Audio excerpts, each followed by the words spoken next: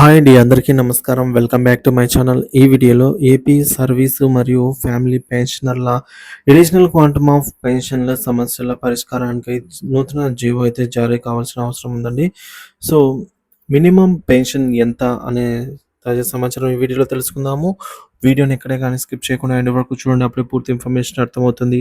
Video చూస్తున్న ప్రతి ఒక్కరు కూడా వీడియోకి ఒక లైక్ చేయండి. అలాగే ఈ వీడియోని తోటి ఉద్యోగ పెన్షనర్ మిత్రులతో అయితే షేర్ చేయండి. కొత్తగా మన ఛానల్ చూస్తున్నవారు సబ్స్క్రైబ్ చేసుకోనట్లయితే మన ఛానల్‌ని సబ్స్క్రైబ్ చేసుకోండి.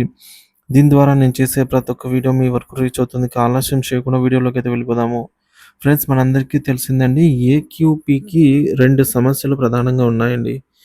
సో, అందులో మొదటిది ఏంటిదంటే, మనకు తెలిసిందే, ఏజ్ పెరిగే కొద్దీ 70 ఇయర్స్‌లో మనకు ఆహ్, అడిషనల్‌గా పెన్షన్ వస్తుంది. తర్వాత 75కి వస్తుంది. ఇట్లా పెరుగుతూ ఏజ్ పెరిగే కొద్దీ ఈ పెన్షన్ అనేది పెరుగుతుందనమాట. అడిషనల్ క్వాంటమ్ అనేది పెరుగుతుంది.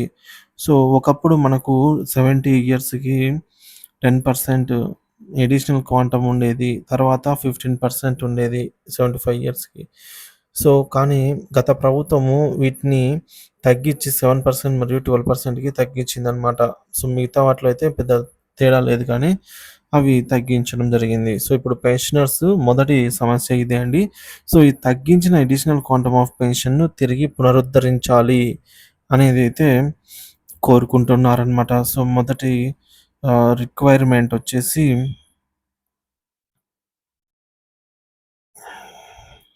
సో, ఈ మొదటి రిక్వైర్మెంట్ వచ్చేసి, ఏదైతే తగ్గించిన అడిషనల్ క్వాంటమ్ ఆఫ్ పెన్షన్ ఉందో దాన్ని మళ్ళీ పునరుద్ధరించాలి. ఇక రెండవది, ఎందుకంటే ఇప్పుడు ఈ బేసిక్ పెన్షన్ ఏదైతే ఉందో, సో ఫ్రెండ్స్, ఈ అడిషనల్ క్వాంటమ్ ఆఫ్ పెన్షన్ అనేది సర్వీస్ మరియు ఫ్యామిలీ పెన్షన్స్ అందరికీ వర్తిస్తుందండి. డీఆర్ ఎలా వర్తిస్తుందో ఇది కూడా అలాగే వర్తిస్తుంది. ఇక బేసిక్ పెన్షన్ ఒక 10,000 ఉన్నట్లయితే, సో ఇందులో ఏక్యూపీ మనకు 7% అంటే ₹700 రావడం జరుగుతుంది.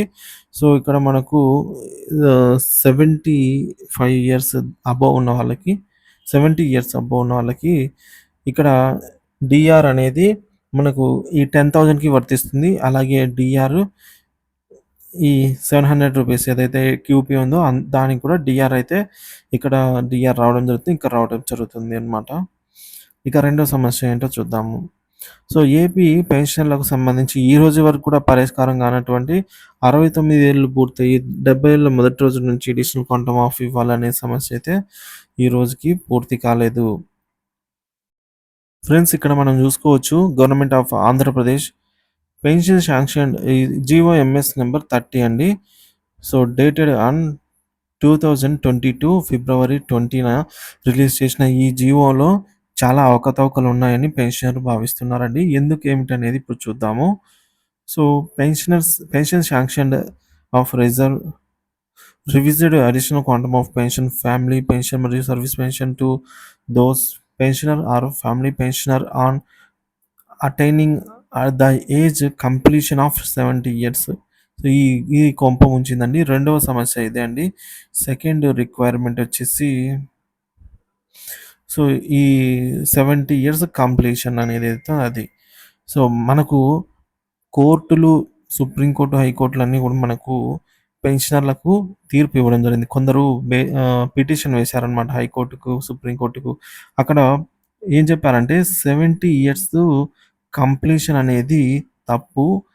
70 ఇయర్స్ ఎంటర్ అవుతూనే ఇవ్వాలి. 70 ఇయర్స్ మొదటి రోజు నుంచే ఇవ్వాలి. కానీ ప్రభుత్వాలు మనకు 71 ఇయర్ ఎంటర్ అవుతూనే ఇస్తున్నాయి. 71 ఇయర్ మొదటి రోజు నుంచి ఇస్తున్నాయి. ఈ గ్యాప్ ఏదైతే ఉందో ఇది 1 ఇయర్ పాటు పెన్షన్ కోల్పోతున్నారు. Additional quantum of pension. ఇది కరెక్ట్ కాదు. ఇది కరెక్ట్.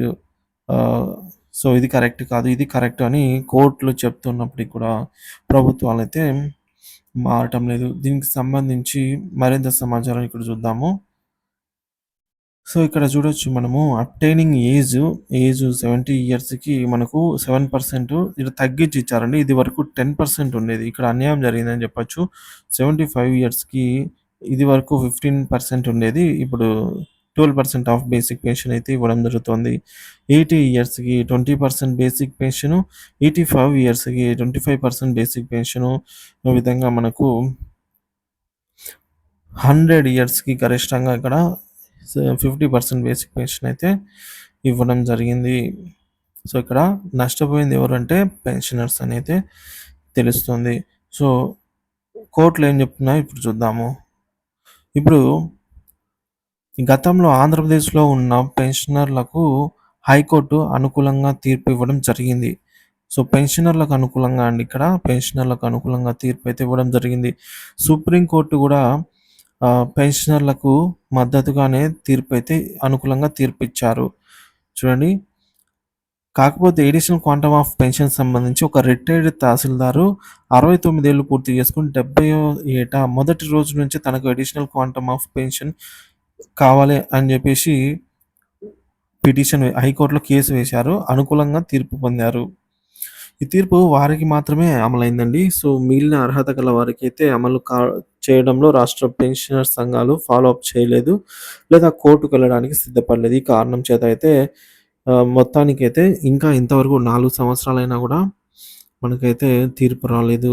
అలాగే 79 ఇయర్స్ కంప్లీట్ అయిపోయిన మరొక పెన్షనర్ గూడా కోర్టులో కేసేయడం వల్ల తనకి 80 ఇయర్స్ మొదటి రోజు నుంచే ఈ విధంగా పిటిషనర్‌కు అనుకూలంగా తీర్పు రావడం జరిగింది. సో, దీనిపై ఆల్ ఇండియా కేంద్ర ప్రభుత్వ ఉద్యోగ secretary pensioner welfare department New Delhi వారికైతే లేఖ కూడా రాశారు. ఈ విధంగా 80 ఇయర్స్, 85 ఇయర్స్ ఎంటర్ అవుతూనే ఇవ్వాలి అని చెప్పేసి. కానీ దీనిపై నేటికి స్పష్టమైన నిర్ణయం అయితే కేంద్రం తీసుకోలేదు. అందరికీ అమలు చేయడానికైతే నిరాకరించింది. ఎవరైతే కేసు వేస్తున్నారో వారికి మాత్రమే న్యాయం జరుగుతుంది. ఇక రాష్ట్ర ప్రభుత్వం అర్హత గల పెన్షనర్లందరూ ఆందోళన చెందుతున్నారు. మాకు ఏళ్ళు గడిచిపోతున్నాయి. తీర్పు వచ్చి 4 సంవత్సరాల పైన అయింది. కానీ ఇంతవరకు దీనికి సంబంధించి ఎటువంటి తీర్పు మనకు అందరికీ రావటం లేదు. సో, కాబట్టి ఇది ఒక అతిపెద్ద సమస్యనైతే చెప్పుకోవచ్చు. సో, ప్రభుత్వం మారింది కాబట్టి ఇప్పటికైనా ప్రభుత్వం స్పందించి సమస్యను పరిష్కరించి వందలాది మంది పెన్షన్‌లకు లబ్ధి చేకూరవలసిందిగా పెన్షనర్లందరూ కోరుకుంటున్నారు. రాష్ట్ర పెన్షన్ల సంఘం మరియు జేఏసీ కార్యాచరణతో ముందుకు వెళ్తారనైతే ఆశిద్దాము.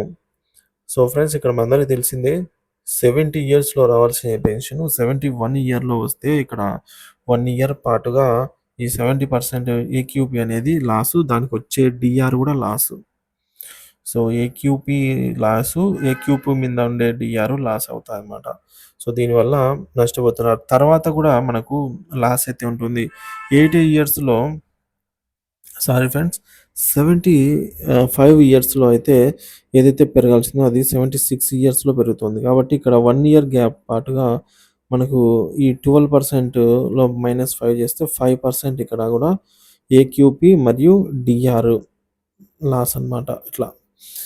సో, దీనికోసం అయితే ఉద్యోగ పెన్షన్ అంతా పోరాడుతున్నారు. ఇక మినిమమ్ పెన్షన్ ఎంత అంటే దాని గురించి ఇప్పుడు చూద్దాము. ఫ్రెండ్స్ ఇక్కడ మనకు మినిమమ్ పెన్షన్‌లయితే ఉన్నాయండి. మనకు 1961లో మినిమమ్ పెన్షన్ రూ. 15గా ఉండేది. గరిష్టంగా ఎంతైనా ఉండదు. ఇక 1975 జూన్ 1లో అయితే రూ. 45 మినిమమ్ పెన్షన్‌గా అప్పుడైతే ఫిక్స్ చేశారు. తర్వాత ఏప్రిల్ 1, 1990న రూ. 100కు పెంచుతూ ఫిక్స్ చేయడం జరిగింది మినిమమ్ పెన్షనర్లకు. అలాగే 1990 మార్చి 1వ తేదీ నాడు మనకు రూ. 370 పెన్షన్ మినిమమ్ బేసిక్ పెన్షన్ అనేది అయితే మినిమమ్ పెన్షన్‌గా అయితే ఇచ్చారు. ఇక 1998 జూలై 1న మినిమమ్ పెన్షన్ అనేది రూ. 1275కు పెంచడం జరిగింది. అదేవిధంగా 2003 జూలై 1న అయితే రూ. 1925కు మినిమమ్ పెన్షన్ చేశారు. 2018 జూలై 1న రూ. 3050 ప్లస్ డీఏ అక్కడ డీఏ కూడా కలిసిందండి. ఈ విధంగా అయితే మినిమమ్ పెన్షన్ ఇవ్వసాగారు. ఇది friends video. So, additional quantum of pension గురించి అతి ముఖ్యమైన 2 ఏదైతే సమస్యలు ఉన్నాయో ఈ సమస్యల పరిష్కారం కోసం ఒక జీవోని తీసుకురావాల్సిన అవసరం అయితే ఉందండి. సో, దీనికోసం పోరాడి పెన్షనర్ సంఘాలన్నీ కూడా మొదటి మొదటిది ఏందంటే, ఈ తగ్గించినటువంటి 7%ను 10%కు పునరుద్ధరించడము. రెండవది 70 ఇయర్స్ ఎంటర్ అవుతూనే అప్లికబుల్ 70 ఇయర్స్ మొదటి రోజు నుంచే ఈ ఏక్యూపీ అనేది అప్లికబుల్ అయ్యేది. ఈ రెండిటికి జీవో అయితే రావాల్సిన అవసరం ఉంది. దీని ద్వారా ఇంక ఎప్పటికీ మారకుండా అయితే ఉంటుంది. ఇది friends video. So, video length ఎక్కువ ఉంది. మరో వీడియోలో మరింత టాపిక్ తెలుసుకుందాము. Thank you for watching this video. ఈ వీడియోని తోటి పెన్షనర్స్‌తో అయితే షేర్ చేయండి. సబ్స్క్రైబ్ చేసుకున్నట్లయితే మన ఛానెల్‌ని సబ్స్క్రైబ్ చేసుకోండి.